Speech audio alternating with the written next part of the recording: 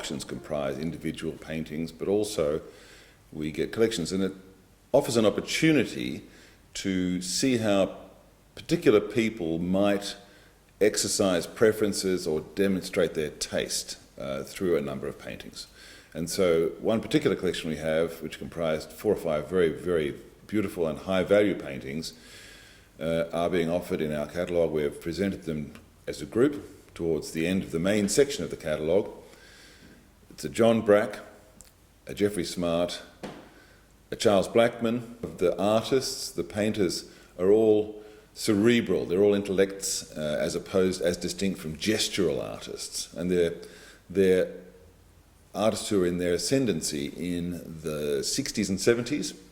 And so the collector who purchased these paintings bought consciously, we think, the best paintings of his period. And now, 40 years later, we have the opportunity to kind of assess them as a group.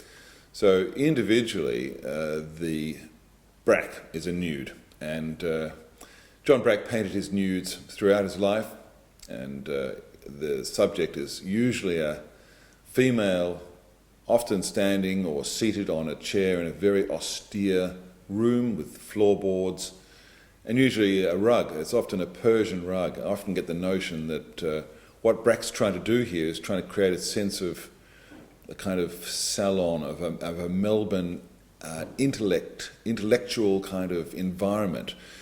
It's the Persian rug that does it. It's a sense that the Persian rug is like this woman is not only standing there nude, but she's about to be psychoanalyzed. You get this very strong sense of Melbourne with Brack. I've always thought of Brack as being the ultimate Melbourne painter. He embodies, I think, a lot of what people in Melbourne think of themselves, and he makes a very nice distinction to, for example, Whiteley.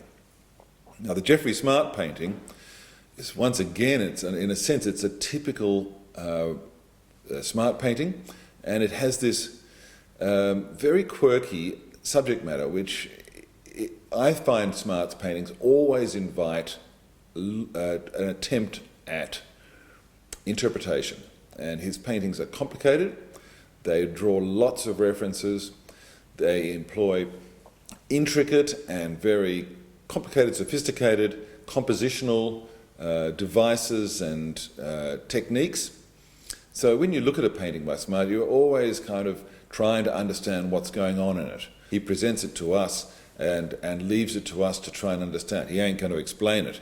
Also the Blackman, which is also a complicated picture, employing a portrait of his daughter, Christabel, and the Blackman also has a cat and the flowers. These are themes which you often see in Blackman's paintings, but in Blackman's case, in this case, we actually have a much simpler painting. It's about a choir, and it has a musical sense about this painting. There's something rather charmingly intimate about it as a portrait of his daughter. Once again, sophisticated in terms of its compositional qualities. So the taste of our collector in this particular case is on show here. We're seeing we're able to gain an insight from the collector through the paintings that he has bought.